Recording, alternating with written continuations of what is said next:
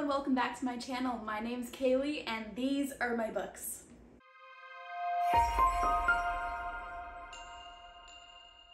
Today's video is a recommendation video for books with school settings because the day I'm posting it is September 1st. You may or may not be watching it on September 1st, but that means we are in back to school season.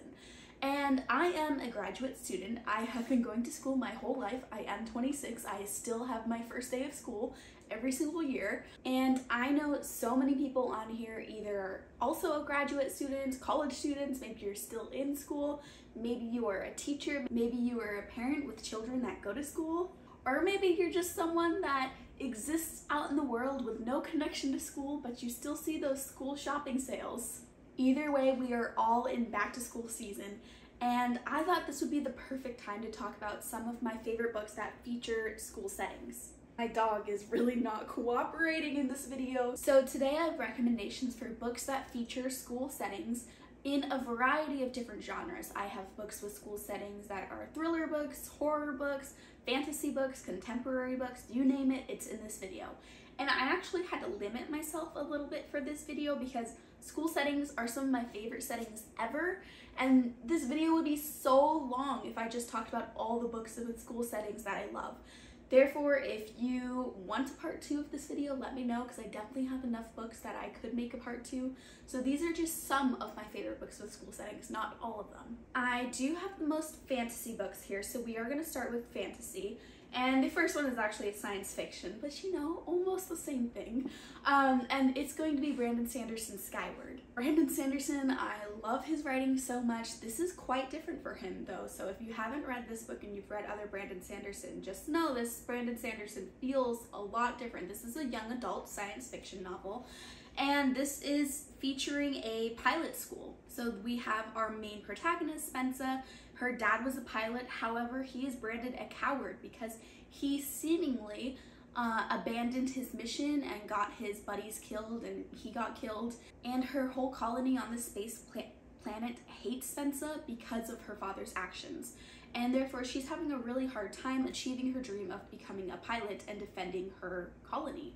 And I just want to make it clear, when I say colony, I mean because they are a bunch of humans that had to go to a different planet and create a human colony on this uninhabited planet. And therefore, because she is such an outcast, her going through this pilot school is a really tough time for her. And we got all of my favorite tropes of the school setting where there's those complicated social dynamics paired with examinations and eventually a found family. I really like Skyward. I know it's not for everyone, it is young adult, but if you like school setting, you like sci-fi, give this one a go. Another fantasy book that is adult fantasy but not dark academia is The Poppy War. This does feature a school setting, it's not dark academia. This is one of my favorite fantasy books of all time. I read it earlier this year and I can't stop thinking about it. This is gonna go down as one of my favorites of the year and one of my favorites of all time. This follows Rin, who is an orphan, and she gets placed in her aunt's household, but her aunt is very abusive and they're poor, and so she doesn't have much access to things that she needs in life, and she is abused by her family in this little house that she gets placed in. So she is starving, she's working really hard, and she's just not in a good position in life. However, there's this test that everyone is allowed to take, and if you score really well on the test, you can get placed in a school, and at the school, she will get meals each day, she will get trained, and she will get a job when she graduates. And therefore, Rin decides she is going to train for this test and try to get placed into a school. Well, she succeeds and she gets placed in the top military academy ever. And this is a huge scandal, this lowly peasant placing in this top military school that only the super rich and privileged are supposed to get placed into.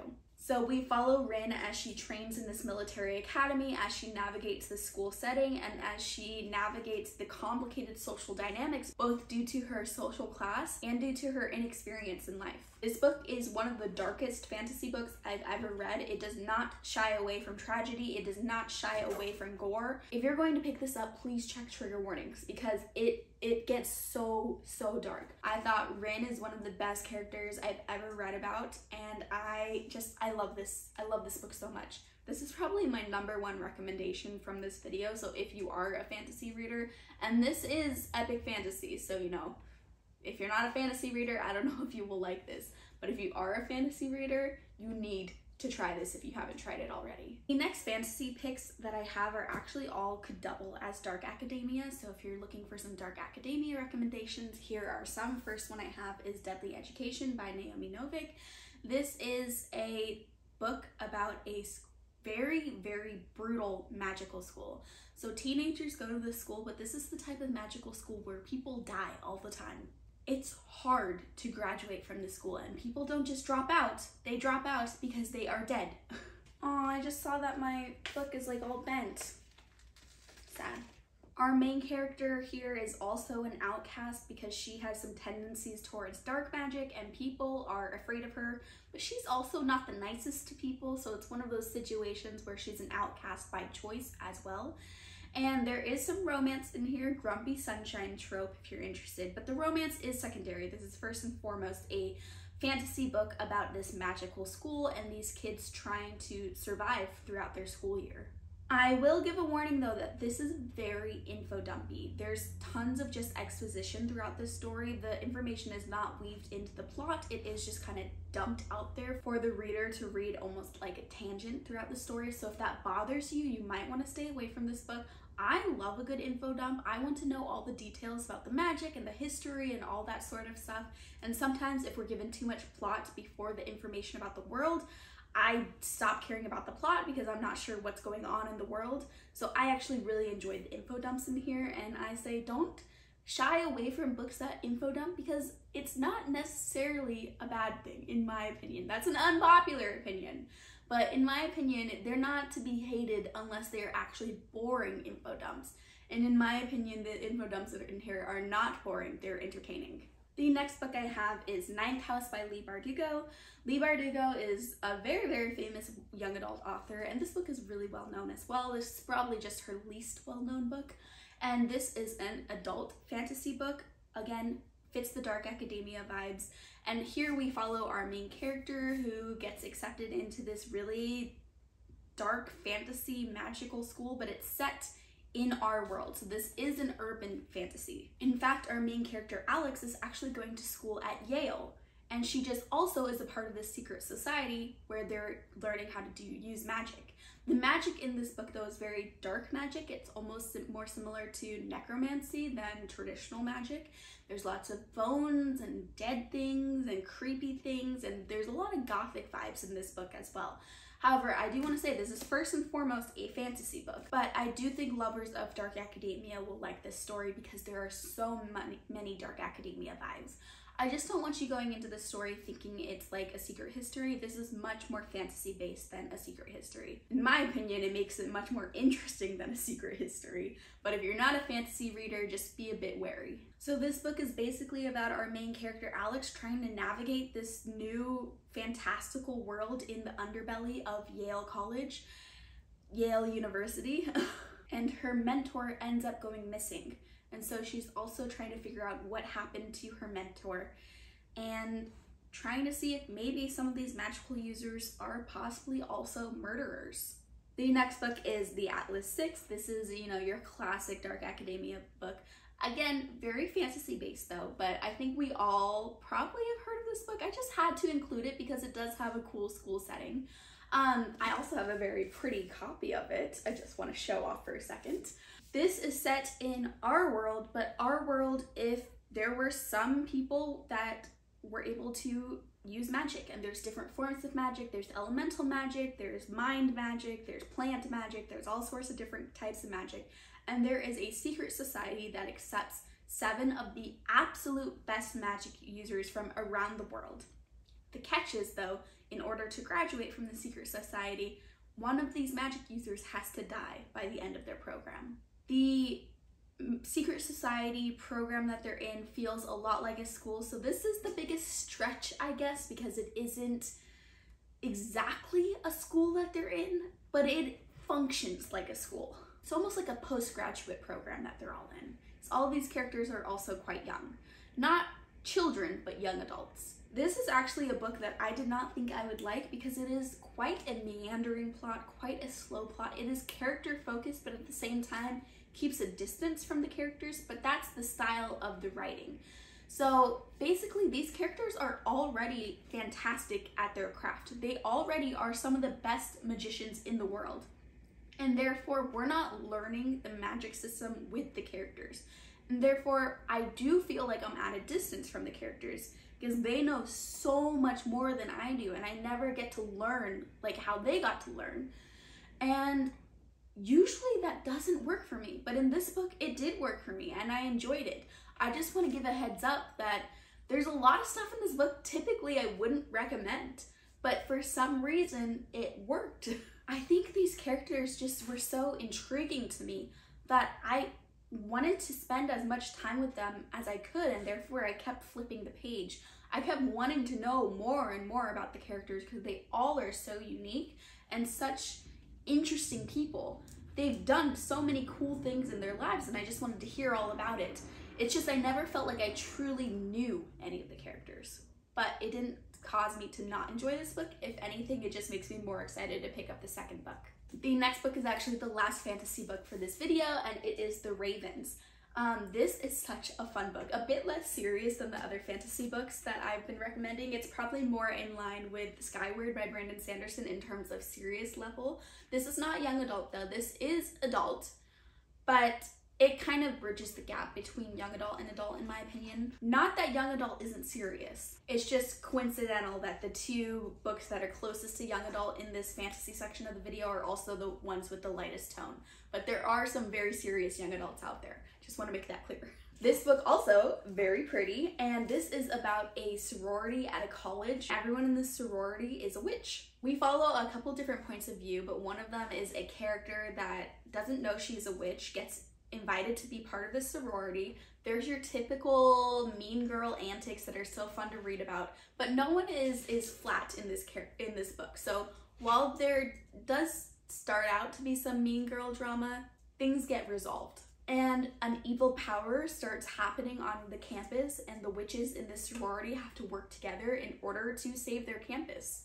This is one of my favorite witch books ever. I sometimes struggle with witch books. In theory, witch books sound so much fun, but in practice, sometimes witch books can just, they feel like they're trying too hard to be cute and quirky, and I just don't connect with them.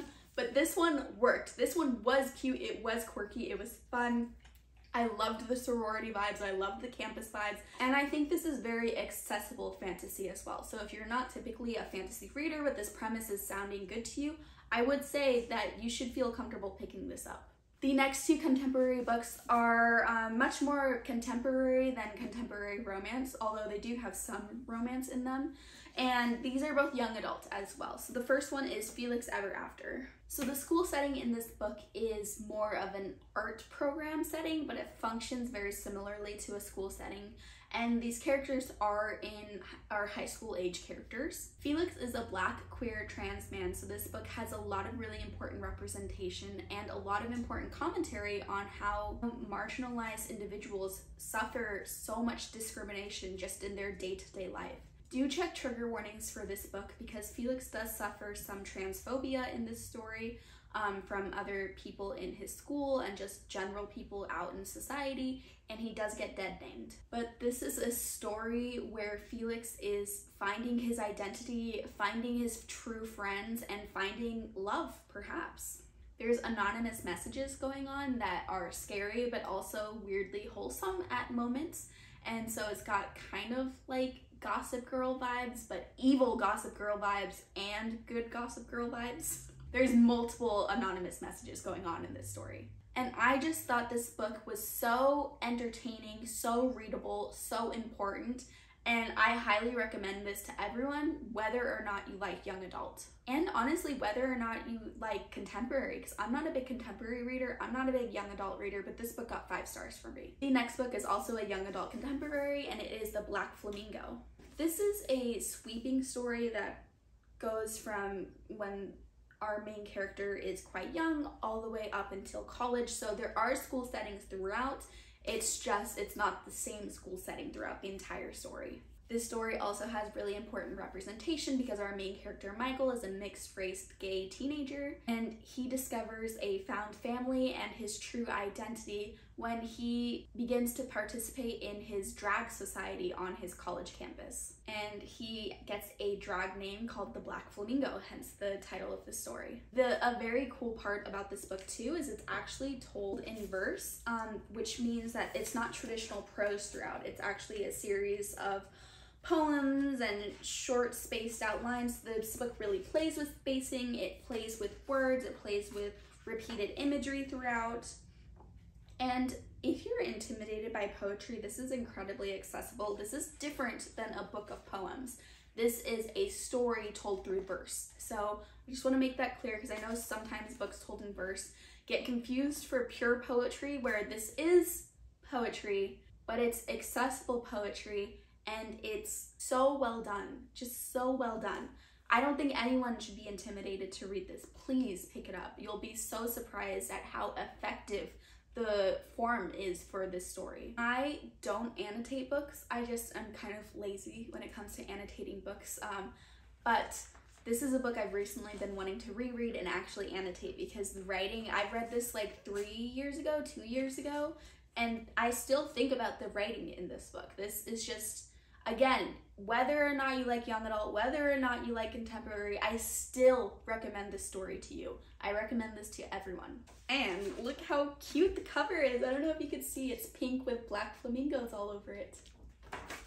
It's a great book to own. It's also pretty. So I have 2 more actual books for this video, and they are both in the horror and thriller genre, but I just wanted to do a general recommendation for young adult thrillers. Young adult thrillers are more often than not set in a school setting because normally it's a murder happening and teenagers at a school trying to figure out what happened with these murders. And I love young adult thrillers. I think they're so much fun. They feel way different, in my opinion, than adult thrillers. So you shouldn't go in with the same expectations as an adult thriller because it's just comparing apples to oranges, in my opinion. Young adult thrillers are just so comforting to me, and I can't really explain why they're comforting, but they are comforting. They're just cozy. I love them. So some young adult thrillers that I would recommend just off the top of my head is The Cheerleaders, Ace of Spades, and One of Us is Lying. All of those have very prominent school settings in the books. I just don't own them physically, so I can't like hold them up and show you, but I'm going through them pretty quickly because this recommendation is really just a generalized recommendation for young adult thrillers. If you're interested, I could do a more specific recommendation video only for young adult thrillers because I do read quite a few of them. So if you want my recommendations for my favorite young adult thrillers, let me know down in the comments. The next book in the thriller and horror section of this video that's not a young adult thriller is actually My Best Friend's Exorcism by Grady Hendrix. This is one of my favorite horror books of all time. This is one of my favorite books of all time. Very rarely does a horror novel affect me emotionally, and this one did in the best way possible. I just was so connected to these characters. I thought the representation of female friendship within this story is one of the best representations of friendship that I've ever seen, and I was crying by the end of this book. This does follow 2 teenage girls, and it follows them when they're in high school. So the school setting is a part of this book. It isn't the only setting in this book, but it is a significant part of this book. And as you can probably tell from the title, there's 2 best friends, and one of them gets possessed and the other one is trying to figure out how to get this demon out of her best friend. This is a horror novel. It sounds silly, but there are some very horrific scenes in here. So again, check trigger warnings if you need to. This is also set in the 80s, as you might be able to tell from the cover. So it has a lot of fun 80s nostalgia in here, and it's just, I love this book so much. So I think this is the perfect book to read in September, specifically because of the school setting and because it's horror and we're in spooky season too. And this is actually my favorite Grady Hendrix book too, so it's a great one to read by him. And the last book I have to recommend for this video is an adult thriller, and it is For Your Own Good by Samantha Downing. I would actually count this book as dark academia too, or at least on the fringe of dark academia, because this follows some murders that start happening at a private boarding school and everyone is super pretentious there. And our narrators, our points of view that we follow a couple different points of view, but we follow a villain in here, and it's so fun to be able to follow a villain's point of view, because normally you're thinking, who did this? But in this book, we know who did it, and we're just following how he's reacting to all of these things that he's doing throughout the story. And of course, there are still some mysteries in here. There are some twists and turns. We don't know everything, but just the unreliable narrator, the unlikable narrator, it felt so unique for this story. I don't do this very often, but I want to read the little premise up at the top here because I think it just gives you all the information you need to know about this book. A bold, sneaky thriller set at a prestigious private school, complete with interfering parents, overeager students, and one teacher who just wants to teach them all a lesson. I think this book is probably, if not the best thriller out there to read in September, because the school vibes here, the school setting is the heart of this book. Some of these books, the school setting is just a part. The school setting in this book is almost the whole part of this book. I also just love Samantha Downing's thrillers. She's one of my favorite thriller authors, so if you've never read Samantha Downing before, definitely give her a go, and this is a great one to start with.